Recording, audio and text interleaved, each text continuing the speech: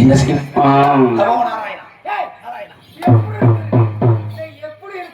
ஆமா கால் ரெண்டா போயிருக்கும். அத சொல்லுங்க.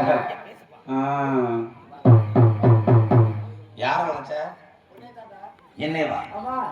நான் அவளை வாங்கினேன். ஆமா, நீதான் வாங்கினேன். கால பைரவா நன்றாக பார்த்து சொல். நன்றா தான் பார்த்து இந்த சொல்றேன். பாரப்பா உன்னை பார்த்தா பாவமா இருக்கு. என்னத்துல பாவமா இருக்கு? பெரிய மனசு. இது தேவையா? பார்த்தா பாவமா இருக்குன்னா ஆமா. இந்த வா வழியை விட்டு விட்டால் நான் சென்று விடுவேன். விட மாட்டேன்டா. விட மாட்டாயா? ஏன் இந்த வைத்தத்துக்கு வருகிறாய்? வா வாடா.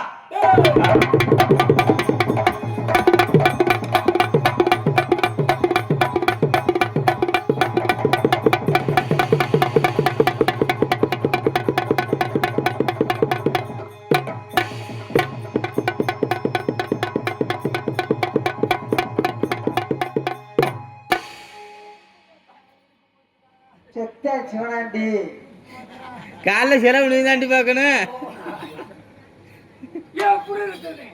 எப்படி இடுப்புல மிதிச்ச போட மிதிச்சல்ல இடுப்பு போய் ஏழை கால போயிடவா யாரா உதவாங்க நான் அட நானா நான் வச்சேன் நீதான் வச்சியா நான் தான் வச்சேன் சரி சரி கால பைரவா இப்போ சொல்கிறேன் வழியில போகிறாய் என்ன சொல்லுகிறாய்? ஐயா ஐயா கால போயிடவா சின்ன பையன் பாவம் போனா போயிட்டு போறேன் கொஞ்சம் மனசு இறங்கி விட முடியாதுடா. விட முடியாது விட முடியாது. அப்ப உதவே வாங்கணும். கடைசியாக என் காண்டிபத்துக்கராக போகிறாய். எங்கேயும் 3 முறை உரிமையாக இருக்கின்றேன். வழிவிட போகிறாய் இல்லை என் காண்டிபத்துக்கராக போகிறாயா? சண்டாளா வழியா விட மாட்டேன்னு சொல்லுகிறாய். உன்னை விட மாட்டேன். இவனை கொல்ல வேண்டும் இவனை கொல்ல வேண்டும். பிள்ளம்பை தான் அடைத்து விரலாலே ஒன்று செய்து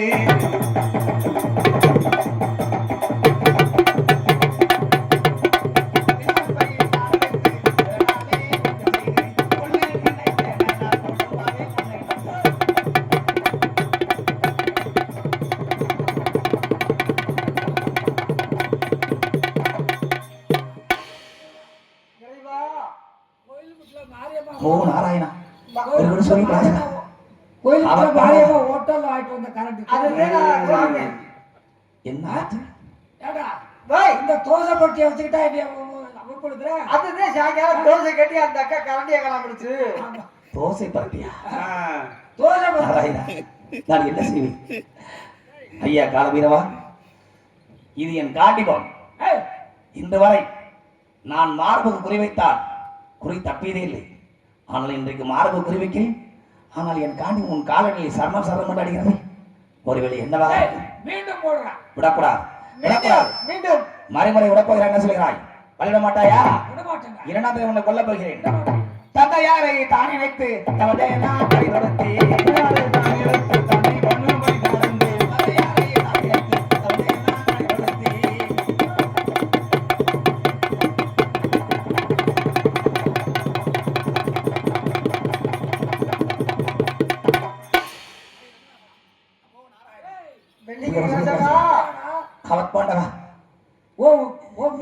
எனக்கு சரணம் அடைந்து விட்டதா பார்த்து ஓடுறா. ஐயா தாங்கள் யார்? எதற்காக இப்படி காண்டியம் சரணடைகிறது? ஏதோ உங்களை சத்தியம் இருக்கும் போல் தெரிகிறது. ஐயா சொல்ல மாட்டேன்டா. இந்த வா கடைசியாக சொல்கிறேன். 3வது முறை சாக போகிறாய். மரியாதையாக வழிவிட போகிறாய் என்ன சொல்கிறாய்? முடியாது. இதோ என் கிருஷ்ணபுரம் மாத்திரம் நினைத்து என் ஈஸ்வரன் நினைத்து உன்னை காண்டிபத்தை விட போகிறேன். இறக்க போகிறானே தாயாரை தான் நினைத்து தந்தை என்ன கை தொடர்த்தி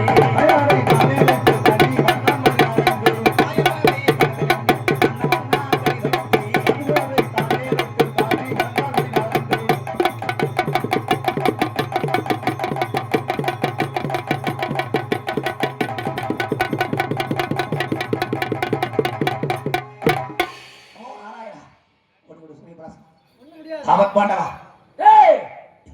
3வது முறையும் சரணடைந்து விட்டது. ஓடுறா ஓடுறா வந்தாலே பார்த்து ஓடுறா. குடிச்சு விடுவான். ஐயா 3வது முறையும் என் காண்டி உன் காலில் சரணடைகிறது. ஐயா சுவாமி என்னடா ஐயா தாங்கள் யார்? உங்களை பார்த்தால் ஏதோ தெய்வசக்தி படைத்தது போல் தெரிகிறது. ஐயா, இன்று வரை என் காண்டிபம் யார் காலடியில் சரணடையாத காண்டிபம் இன்றைக்கு தாங்கள் காலடியில் சரணம் சரணம் என்று அடைகிறது என்றால் நீங்கள் சாதாரணப்பட்டவராக இருக்க முடியாது. இன்றைய வனத்திலே வாழ்ந்துகிட்டு கொண்டிருக்கிறீர்கள் என்றுதான் எண்ணினேன். ஆனால் நீங்கள் சாதாரண முனிவர் அல்ல, சக்தி வாய்ந்த முனிவர். ஐயா, தாங்கள் யார்? எதற்காக இந்த வனத்திலே வாழ்ந்தவர்கள்?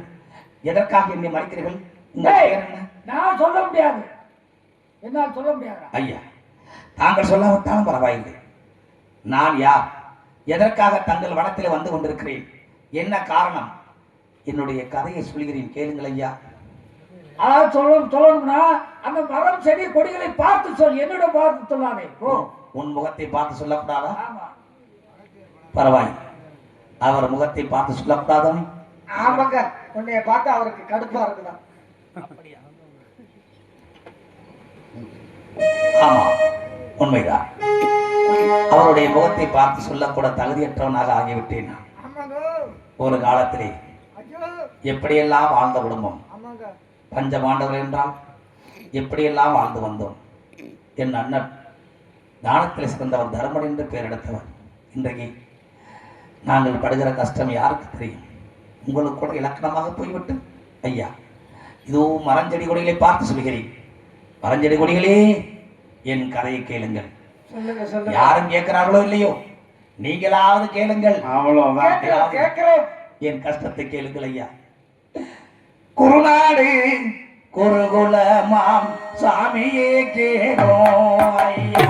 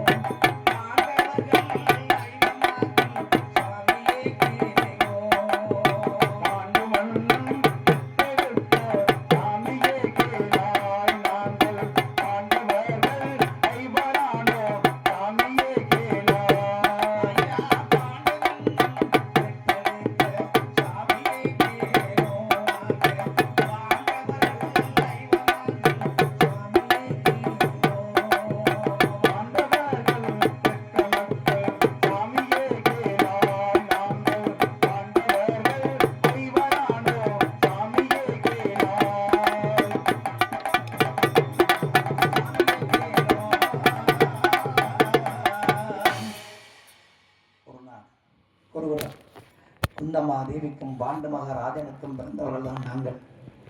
என் அண்ணர் தர்மர் பீமன் என்றும், என் பெயர் அர்ச்சன் என்றும், என் தம்பி நகுலன் சகாதேவன் என்று ஐவர் பிறந்தோம். எங்களை பஞ்சபாண்டவர்கள் என்று அழைப்பார்கள். நாங்கள்